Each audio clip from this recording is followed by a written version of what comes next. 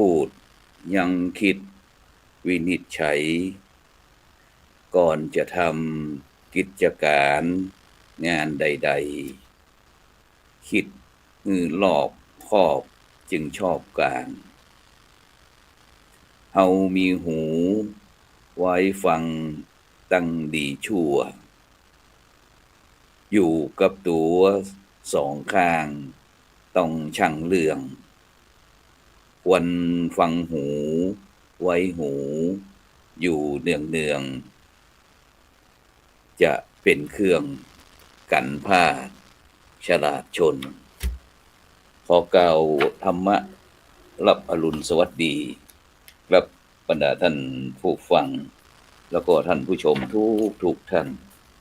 ที่กำลังติดตามช่องธรรมะเป็นทีมทีวีออนไลน์กลุ่มพระสงฆ์อุบาสกอุบาสิการ่วมกันเผยแผ่ธรรมะออนไลน์ไลฟ์สดทาง Facebook ทาง YouTube ทางสถานีวิทยุเครือข่ายคลื่นสีขาวชาวประชา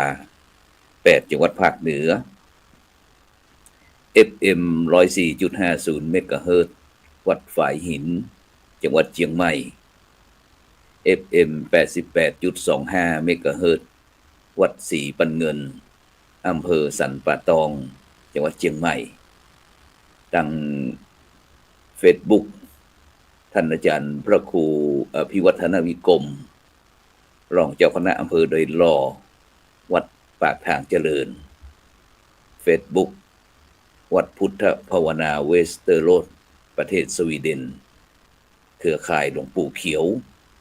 Facebook พระครูโสพลปริยัติFacebook ทำเป็นทีมนะ IDTO ทำเป็นทีมสากลทาง YouTube ท่าน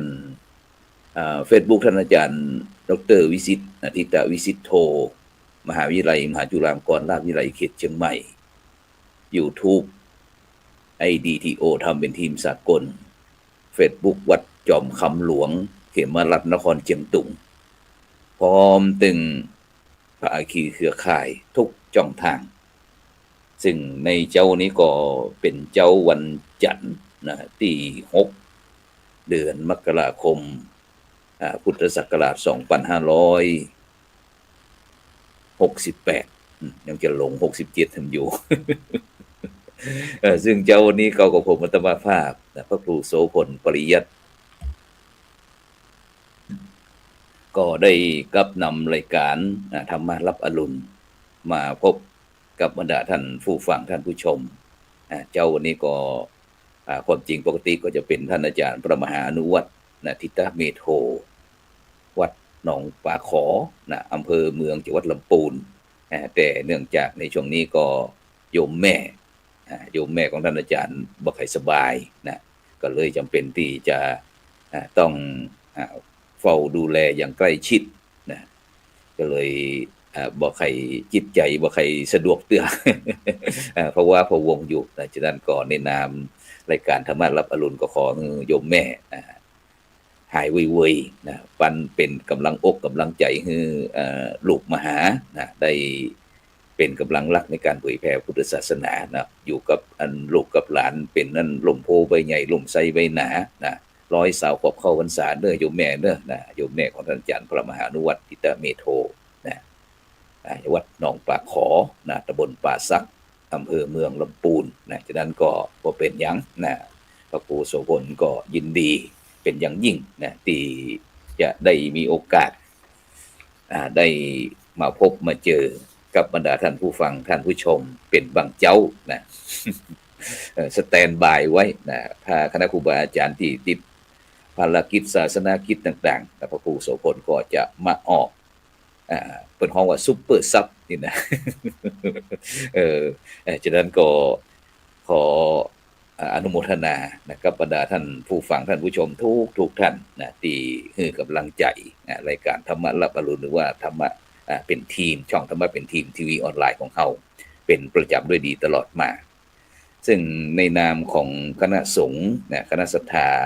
วัดพระสิงห์วรมหาวิหารพระสงฆ์นิกรเจ้าไทยจังหวัดเชียงใหม่ใกล้เคียง ก็ต้องขอขอบคุณอนุโมทนากับบรรดาพี่น้องพุทธศาสนิกชนทั้งหลายที่ได้มีโอกาสเดินทางมาร่วม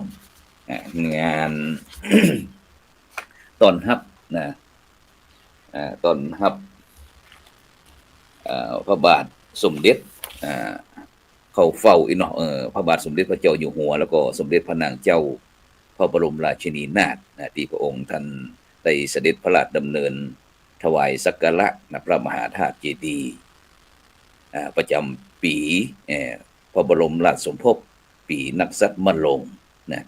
เนื่องในโอกาสพระราชพิธีมหามงคลเฉลิมพระชนมพรรษา6 รอบ28 กรกฎาคม 2567นะที่วัดพระสิงห์ตะวานี่นะเวลา 5 โมงแรงหรือว่า 17 นาฬิกานะซึ่งก็ขอบคุณอนุโมทนากับทุกท่านนะที่ตึงทหารตึงตำรวจตึงหน่วยงานตั้งภาครัฐภาคเอกชนภาคีเครือข่ายตึงนักเรียนนักศึกษาต่างๆนะที่ได้เดินทางมาร่วมถวายการต้อนรับนะเข้าเฝ้า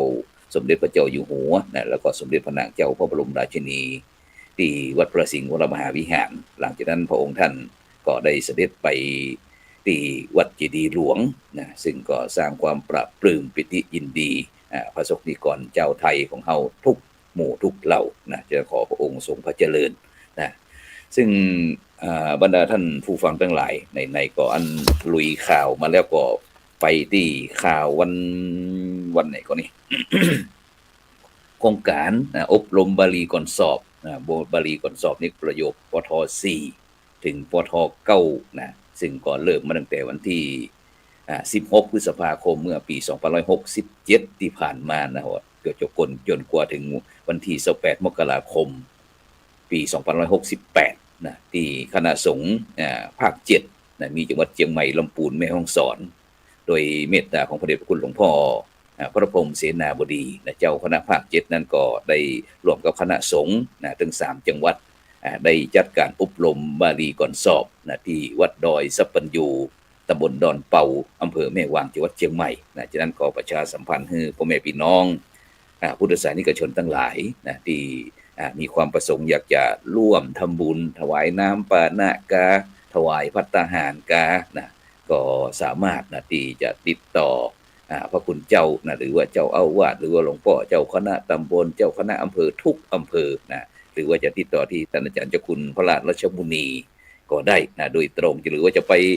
แจ้งเข้ามาหรือว่าจะนำอาหารไปถวายนะที่วัดดอยสัปปัญญูเลยก็ได้นะแต่จะเพื่อความสะดวกก็ขอให้ประสานงานหรือว่าจะมาติดต่อที่พระครูโสพลปริยัติก็ได้นะที่083นะ324 7984ได้นะฉะนั้นก็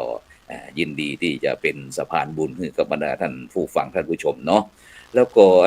โครงการอบรมพระสอนพระปริยัติธรรมแผนกธรรมนี่ก็ตั้งแม่กองธรรมสนามหลวงนะก็จะได้จัดการอบรมสัมมนาครูพระสอนพระปริยัติธรรมแผนกธรรมก็ระหว่างวันที่7 8 9นะที่วัดศรีโสดาพระอารามหลวงตำบลสุเทพอำเภอเมืองจังหวัดเชียงใหม่นี่ก็จำนวน209รูปคนนะนี่ก็ตั้งจังหวัดเชียงใหม่เฮาวัดศรีโสดาพร้อมทั้งคณะสงฆ์จังหวัดเชียงใหม่ก็รับเป็นเจ้าภาพนะแล้วก็11นี่ก็เหมือนกันประชุมเจ้าสำนักศาสนศึกษาทั่วประเทศนะ11นะก็คือภายใน6จังหวัด16จังหวัดภาคเหนือของเฮาตั้งแต่จังหวัดนครสวรรค์ขึ้นมาเนาะนี่ก็11นี้ก็เป็นเจ้าสำนักหรือว่าเจ้าอาวาสต่างๆนะจำนวน280คนนะที่วัดศรีโสดาเช่นเดียวกันนี่ก็ข่าวเรื่องวงการศึกษานะแล้วก็ข่าวเรื่องประชาสัมพันธ์เรื่องงานบุญแล้วเนาะพลเอกดุสิตปุรเสานะนี่ก็กัลยาณธรรมนะซึ่งสมัยก่อนเปิ้นเคยฟังว่าสมัยที่พระเดชพระคุณหลวงพ่อพระเทพวิสุทธิคุณอดีตเจ้าคณะจังหวัดเชียงใหม่อดีตเจ้าวัดบุพารามเนี่ยเปิ้นได้มีโอกาสทำงานเผยแผ่ธรรมร่วมกับกองทัพภาคที่3เลขาของหลวงพ่อส่วนตัวของหลวงพ่อเปิ้นก็จะทหารต่างๆเปิ้นก็จะเข้านอกออกในก็จะมีความคุ้นเคยกับเราทหารนะฉะนั้นก็ตอนนี้เปิ้นก็ได้เกษียณละเป็นนายทหารนอกราชการเนาะเกษียณแล้วจะอายุแล้วนะพ พลเอกดุสิตปุรเสานี่ก็เปิ้นบอกว่าเตรียมงานหล่อพระใหญ่นะที่เนินม่อนขุมเล็กนะวัดศิลามงคลอำเภอต้าวังผาจังหวัดน่านนะในวันที่10 11 12 มกราคมเด้อนะร่วมกันฉะนั้นก็พี่น้องอำเภอต้าวังผาเมืองน่านนะบ้านอำเภอใกล้เคียงนะจะไปร่วมงานหล่อพระใหญ่กับท่านพลเอกดุสิตปุรเสานะที่เนินม่อนขุมเล็กนะวัดศิลามงคลตำบลท่าอำเภอต้าวังผาจังหวัดน่านก็เรียนเจริญพรได้แล้วก็ข่าวนี่ก็แจ้งประชาสัมพันธ์น้อยอันเนื่องจากที่ท่านพระอาจารย์พระครูปรัตน์สุวัฒน์มงคลสิทธิคุณหรือว่าท่านอาจารย์พระมหายุวรัตน์ยศิษฐ์สโลนะนี่ก็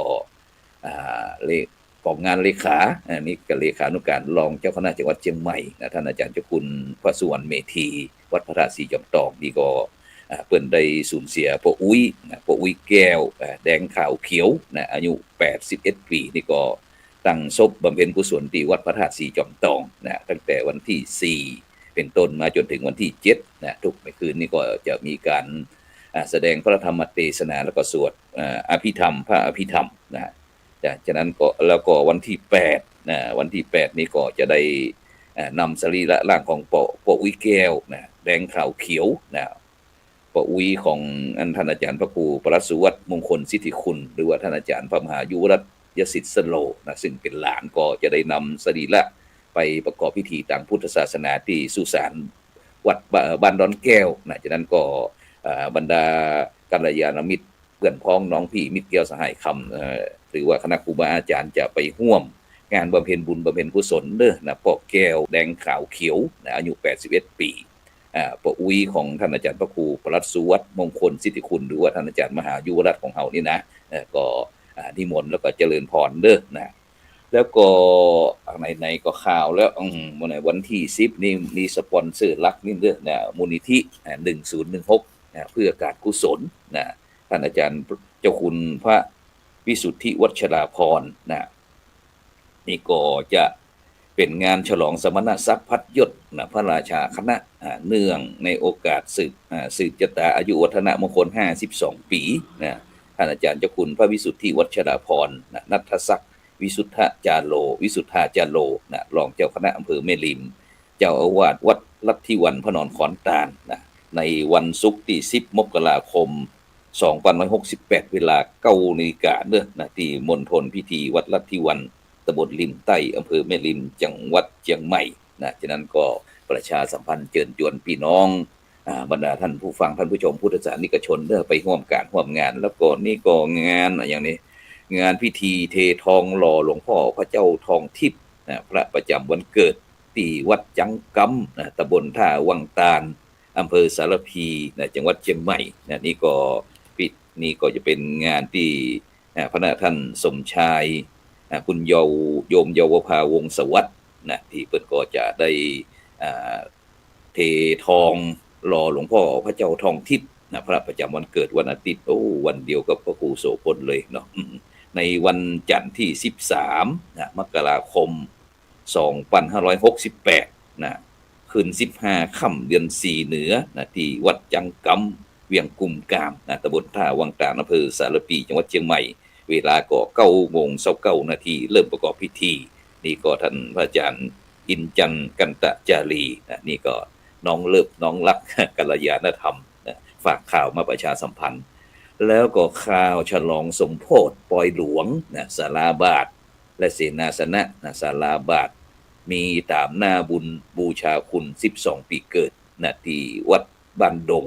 ตำบลทาศพเศร้าเขต1อำเภอเมธาจังหวัดลำพูนนี่ก็ท่านอาจารย์พระมหานพพดลอกินจโนนะเจ้าอาวาสวัดบ้านดงนะซึ่งก็จะจัดงานตั้งแต่วันที่25 มกราคมถึงวันที่29นะ25 มกราคมนี่ก็พิธีเจริญพระพุทธมนต์นะทักษิณานุปทานนะเวลาก็9:30นะเวลาทุ่มก็พิธีเจริญพุทธมนต์สวดมนต์ตันนะวันที่26 มกราก็พิธีตี 5สวดมนต์ตันเบิกเนตรนะ9:00 นก็เจริญพุทธมนต์สมโภชศาลาบาท วันที่28นี่ก็เจริญพุทธมนต์สืบชะตาหลวงนะวันที่29นะหัวการคณะสถาหัววัดต่างๆนี่จะเข้ามาร่วมที่นั่นก็ประชาสัมพันธ์เจิญจวนเด้อปอยหลวงวัดบ้านดงตำบลท่าซบเซาเขต1อำเภอเมธาจังหวัดลำพูนแล้วก็นี่ก็บุญวัดจังนี่ก็จังกรรมเช่นเดียวกันนี่วันที่อย่างนี้วันที่16กุมภาวันวาเลนไทน์เนาะแล้วก็ว่าจะได้ตุลุงเดี๋ยวก็โทรตุลุงนมัสการครับตุลุงครับผมนั่นแต่ว่าไอ้มาลำเหลือสมเด็จครับผมตอนนี้ออกอากาศอยู่ครับตุลุงครับผมขออนุญาตครับ1ครับโดกำลังออกรายการไลฟ์ทีวีประเดี๋ยวนี้ออกอากาศครับออกอากาศตุลุงทักทายกับบรรดาคณะสัตยาญาติโยมน้อยปั่นป้อนปีใหม่น้อยนึงเดี๋ยวกำลังโอเคดีก่อนนะครับผมตุลุงเจ้าคุณพระสุวรรณเมธีหลวงพ่อรองเจ้าคณะจังหวัดเชียงใหม่นะวัดเจ้าวัดพระธาตุสีจอมทองเนาะแล้วก็นี้ก็วัดฉลองพระบรมธาตุเจดีย์สันปงงามวัดสันปงงามตำบลซบปึงอำเภอแม่แตงจังหวัดเชียงใหม่นี่ก็จะมีพิธีฉลองนะพระบรมธาตุเจดีย์สันปงงามก็ซึ่งก็จะจัดงานตั้งแต่วันนี้วันที่12-13กุมภาพันธ์เนาะฉะนั้นก็คณะสัตยาญาติโยมเด้อนะที่ใกล้วัดสันปงงามบ้านไร่นะตำบลซบเปิงอำเภอแม่แตงจังหวัดเชียงใหม่นี่ก็ท่านอาจารย์พระมหาธีรวัตรธีรวังโสนะเจ้าอาวาสนี่ก็แจ้งประชาสัมพันธ์นะฉะนั้นก็เชิญแจ้งประชาสัมพันธ์ให้บรรดาท่านผู้ฟังท่านผู้ชมนะไปร่วมการร่วมงานได้นะนี่ก็เป็นข่าวแจ้งให้กับบรรดาท่านผู้ฟังท่านผู้ชมทั้งหลายได้รับทราบเพื่อที่เอากองบุญกองกุศลที่คณะสัตยาญาติโยมได้ร่วมการทำบุญสุนทานฉะนั้นในช่วงเทศกาลส่งท้ายปีเก่าต้อนรับปีใหม่นะตอนนี้ก็เป็นปีใหม่ละบรรดาท่านผู้ฟังทั้งหลายฉะนั้นก็อยากจะฝากคำถามไปถึงบรรดาท่านผู้ฟังท่านผู้ชมทั้งหลายทุกคนนะว่าเริ่มต้นปีใหม่อย่างไรนะที่เฮาจะมีความสุขฉะนั้นบรรดาท่านผู้ฟังทั้งหลายนะหลายท่านหลายคนก็คงจะได้มีโอกาสไปร่วมกันเฉลิมฉลองนะปีใหม่แต่คืนนี้ก็ได้สนทนาธรรมกับท่านพระอาจารย์สาธิตธีรปัญโยผู้อำนวยการสถาบันธรรมาภิวัตรวันศพเตินอำเภอแม่เมาะจังหวัดลำปางแล้วก็ท่านอาจารย์พระครูโกวิทอัธวัทีผู้ช่วยศาสตราจารย์ดร.จากรองผู้อำนวยการวิทยาลัยสงฆ์ลำปูนได้สนทนาธรรมกันก็ได้น้ำได้เนื้อเช่นเดียวกันซึ่งโดยเฉพาะเพิ่นก็บอกว่าอยากจะให้พี่น้องบรรดาท่านผู้ฟังท่านผู้ชมทั้งหลายเนี่ยเปลี่ยนพศใหม่เปลี่ยนอะไรดีนะตะกี้เขาบอกว่าเริ่มต้นปีใหม่อย่างไรนะถึงจะให้มีความสุขนะฉะนั้นก็คณะครูบาอาจารย์เขาก็ได้ลงมติได้อู้กันต่างทุกคนก็บอกว่าหมู่เขาจะต้องมีการเปลี่ยนนิสัยเด้อท่านอาจารย์พระครูพูดว่านะเพราะว่าถ้าทุกคนนิสัยนี่โดยเฉพาะในปัจจุบันนี้เขาจะหันที่ระหว่างพ่อแม่พี่น้องหรือว่าภายในบ้านแต่จองแม้กระทั่งวัดว่าอารามเนี่ยบรรดาท่านผู้ฟังทั้งหลายก็คือเรื่อง การตื่นขวายการตื่นขวายก็รู้ว่าการตื่นสายซึ่งถ้าคนเฮาเคยนอนตื่นขวายหรือว่าตื่นสายเนี่ยจนติดเป็นนิสัยไปทำงานก็โดนฮักสายเป็นประจำนี่นะ ไปตอกบัตรก็ขวายตลอดนะยิ่งวันหยุดยิ่งนอนเมินตื่นก็เกือบบ่ายฉะนั้นหรือว่าบางทีดีกับปุ้นเนาะไปกินข้าวแรงกำลังจะตื่นเนี่ยฉะนั้นตรงนี้มันก็จะเป็นเรื่องที่หลายท่านหลายคนระหว่างแต่ละจีนนี่นะบรรดาท่านผู้ฟังทั้งหลายระหว่างพ่อระหว่างแม่ระหว่างลูกพ่ออุ้ยแม่อุ้ยหรือว่าคนที่เลี้ยงหรือว่าครูบาอาจารย์คุณครูต่างๆเนี่ยก็จะมักจะมีความเห็นไม่ตรงกันทัศนคติบ่ตรงกันละนะฉะนั้นก็อยากจะฝากไปถึงบรรดาเจนใหม่เจนเบต้าที่กำลังบอกว่าจะต้องใช้ AI หรือว่าโซเชียล ตั้งแต่ปี2025ไปถึง2039นี่นะ10ปีตอนนี้จะใจโซเชียลนักยิ่งขึ้นบรรดาท่านผู้ฟังทั้งหลายฉะนั้นก็เอาลองมาปรับลองมาจูนกันนะลองเปลี่ยนนิสัยใหม่คือเป็นคนตื่นเจ้าได้ทุกวันพังพ่องก็ดีเนาะจะได้มีเวลาชีวิตนักขึ้นนะที่สำคัญคือจะได้บอกเพลียนะที่อ่อนเพลียหลายท่านหลายคนพอนอนเมินแล้วไปนี่มันก็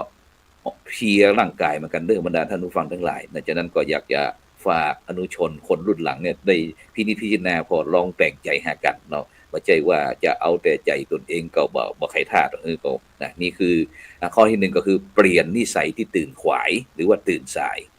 ส่วนที่สองก็คือเปลี่ยนนิสัยที่ขี้เกียจขี้ค้านนิสัยที่ปล่อยให้เหมือนเนี่ยเขาก็จะกลายเป็นความเคยชินบรรดาท่านผู้ฟังทั้งหลายจนกระทั่งกลายเป็นคนบ่ยอมขยับขยายบอกปาตัวเองไปเนี่ยอย่างที่แปลกใหม่ๆทำให้พลาดโอกาสดีๆที่ผ่านเข้ามาในชีวิตซึ่งถ้าเอาเขาแต้ๆแล้วหลายครั้งเขาก็รู้ตัวดีว่าอย่างที่ทำแล้วจะดีแต่มันมีปัญหาตรงที่ว่าความขี้เกียจความขี้ค้านนี่แหละบรรดาท่านผู้ฟังทั้งหลายที่คอยดึงคอยชุดเบิ่งเฮาไปถึงฝั่งยังคงวายวนอยู่จุดเดิมบ่ได้เกิดผลดีกับเฮาเท่าใดดังนั้นอยากจะเชิญชวนบรรดาท่านผู้ฟังทั้งหลายเนี่ยลองเลิกขี้เกียจขี้ค้านพอสักเตื้อเด้อปีใหม่แล้วนะลุกมาเนี่ยอย่างดีๆให้ตัวเองทั้งต่อตนเองแล้วก็ส่วนรวมนะแล้วก็ปัจจุบันนี้เนี่ยบรรดาท่านผู้ฟังทั้งหลายนะหุ่นยังบ่ได้มาตรฐานมาใจนะสำคัญนะเนี่ยเป็นเป้าหมายนะที่เฮาหลายท่านหลายคนอาจจะเคยตั้งไว้แล้วตั้งเป้าไว้หลายปีแล้วว่าปีเนี้ยฉันจะผอมนะแต่ผอมแป๊บเดียวหมดปีน้ำหนักขึ้นพรวดนะอย่างผู้ดำเนินรายการเหมือนกันบางครั้งเขาก็ตั้งใจว่าเนี่ยเขาจะลดเรื่องการฉันเรื่องอย่างออกกำลังกายต่างๆแต่ถ้าเวลาไปหาหมอวัดเท่าเมื่อคืนน้ำหนักเกิน2กิโล3กิโลเนี่ยฉะนั้นตรงนี้บรรดาท่านผู้ฟังทั้งหลายนะอาหารนี่สำคัญแต่ว่านี่ได้มีโอกาสนั่งสนทนากับหลวงพ่อพระครูวิธานวรกิจนะพระมหาเถระนะวัดพระสิงห์วรมหาวิหารหลวงพ่อก็บอกว่าเนี่ยปัจจุบันนี้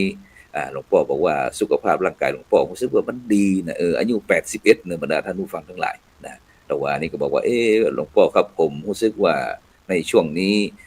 คอเนี่ยมันมีปัญหามันมีเสลดหลวงพ่อก็เลยบอกเดี๋ยวจะแบ่งยาฟูให้นะแต่คืนนี้ลองมาเม็ดหนึ่งนะเจ้น้ำไปมันฟูละลายเสร็จแล้วก็ฉันไปบรรดาท่านผู้ฟังทั้งหลายตื่นเจ้ามารู้สึกว่าเจ้านี้เป็นจะได้พ้องบรรดาท่านผู้ฟังทั้งหลายเสียงพระครูโสพลชัดเจนขึ้นก่อนแต่ก่อนนี้รู้สึกว่ามันช่วงหลังจากที่กลับจากคุณหมิงจากประเทศจีนจาก12ปันนามาเนี่ยรู้สึกว่าเสียงมันคมเครือบ่ชัดเจนเสียงบ่หลุดออกจากปากแต่เจ้านี่รู้สึกว่าเสียงคมชัดดีเนาะ เสียงชัดว่าชัดก็ลองส่งข้อความมาเด้อนะอัน FC ทั้งหลายนะอันแม่สาวรักษ์ก็แม่ทองคำก็ลองดูฟังเสียงพระครูโสพลเจ้านี่เป็นจังได๋พ้องเสียงชัดเจนดีก่อชัดเจนส่งเลข1มาก็ได้นะบ่ชัดเจนก็ส่งเลข2มา ทีนั้นก็อยากจะเชิญชวนหลายเพราะว่าในปัจจุบันเนี่ยบรรดาท่านผู้ฟังทั้งหลายเขาจะหันเด็กละอ่อนเขาบางครั้งอายุ4-5 ปีนี่นี่นะมันอย่ามาอ้วนแต่อ้วนว่าอย่ามาใหญ่แต่ใหญ่ว่านะฉะนั้นเนี่ยเรื่องปีใหม่เนี่ยก็แล้วกันฉะนั้นเริ่มต้นแต่ปีนี้เรื่องคุมอาหารเลือกกินอาหารดีๆนะงดเว้นอาหารขยะอาหารที่น้ำตาลมันสูงอาหารไขมันสูงนะพร้อมกับขึ้นลุกมาเดิมบรรดาท่านผู้ฟังทั้งหลายลองเปลี่ยนพวกนี้ออกกำลังกายคือได้อย่างน้อยก็สัปดาห์กว่าอาทิตย์นึงน่ะครั้งนึงก็ยังดีนะแล้วก็จะไปมองแต่ความอ้วนเด้อบ่อ้วนต่ออันแต่เพราะว่าคนเฮาผอมนะแต่ไขมันในเลือดมันสูงก็มีหลายแต่มันแปลกตรงเนี้ยนะหลายท่านหลายคนบอกว่าอันนำรู้สึกว่าร่างกายเฮามันดีแต่นำไปหาหมอบ่ได้นะนะกับขอบคุณครับท่านอาจารย์พระครูสมุวิสุวัฒน์วรกิจโจนะผู้อำนวยการสถานี 104.50 เมกะเฮิรตซ์บอกว่าชัดเจนครับผมโอ้โหวันนี้ดีใจหมายความว่ายาหลวงพ่อพระครูวิธานวรกิจดีแต่เขาเฮ้ย ฉะนั้นก็ขอบคุณอนุโมทนาเนอะครับท่านอาจารย์ซึ่งก็เป็นบุญเป็นกุศลที่ท่านอาจารย์พระครูสมุวิศวัตรวรกิจโจผู้อำนวยการสถานี 104.50 เมกะเฮิรตซ์ของเขานะครับรู้สึกว่าอันจะเปิ่นมีความยินดีนะที่จะมาเป็นอันเสียงกระบอกเสียงที่นำนานาสาระธรรมะจากช่องธรรมะเป็นทีมของเขาเนี่ยไปสู่ทีวีจากทีวีออนไลน์ไปสู่เครือข่ายขึ้นสีขาวชาวประชา8จังหวัดภาคเหนือของเขาเนี่ยทุกวันเลยเด้อบรรดาท่านผู้ฟังทั้งหลายฉะนั้นก็ติดตามรายการก็อย่าลืมนะกดไลค์กดแชร์ตัวนะเพราะว่า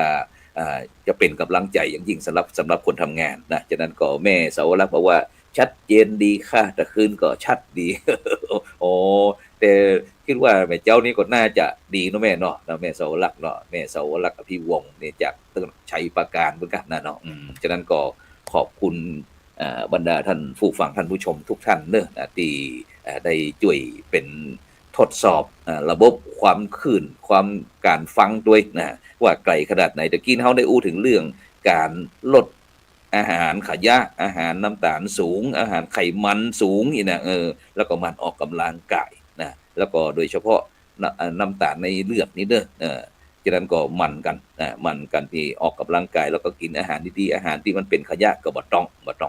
นะแล้วก็เปลี่ยนใจชีวิตคือมันแบบชิวๆชิวๆสบายๆนะว่าถ้าเฮารู้สึกว่าชีวิตในช่วงที่ผ่านมาที่เฮามันทุ่มเทกับงานเกินร้อยเกินพันเนี่ยนักลงไปเนี่ยมัวแต่วุ่นวายปัญหาชีวิตมาตลอดจนบ่มีเวลาปลีกไปชาร์จเพิ่นฮ้องว่าไปชาร์จแบตเตอรี่เนาะไปพักผ่อนน่ะเหมือนกับคนอื่นพ้องเนี่ยงั้นปีนี้ลองพอเด้อนะหาเวลาที่พักผ่อนของเด้อแม่เด้อทั้งแม่ทองคำแม่อันเสาวรักษ์นะท่านอาจารย์พระครูสมุวิศวัตรด้วยเด้อนะครับลองบรรดาท่านผู้ฟังทุกผู้ทุกคนเนี่ยลองพอนะฟังรายการเฮาไปด้วยก็โอ้วันหนึ่งท่านอาจารย์พระครูบอกว่าพักผ่อนเนี่ยตัวเองสบายพวกนี้นะลองออกไปแอวบ่ดูบ่ในปัจจุบันเนี่ยโดยเฉพาะในเชียงใหม่เฮาในเจ้าวันนี้ก็16องศานะ16องศาฉะนั้นก็อย่าฝากในฐานะที่ว่าเริ่มต้นปีใหม่อย่างไรให้ชีวิตมีความสุขนะอู้กำเดียวบ่ได้เวลาหมดอย่างแล้วเร็วพอนาฬิกานะฉะนั้นก็ต้องขอบคุณอนุโมทนากับบรรดาท่านผู้ฟังท่านผู้ชมทุกท่านนะที่ช่วยกดติดตามกดไลค์กดแชร์ช่องทำให้เป็นทีมของเฮาพร้อมตึงภาคีเครือข่ายต่างๆคลื่นสีขาวชาวประชา8จังหวัดภาคเหนือ FM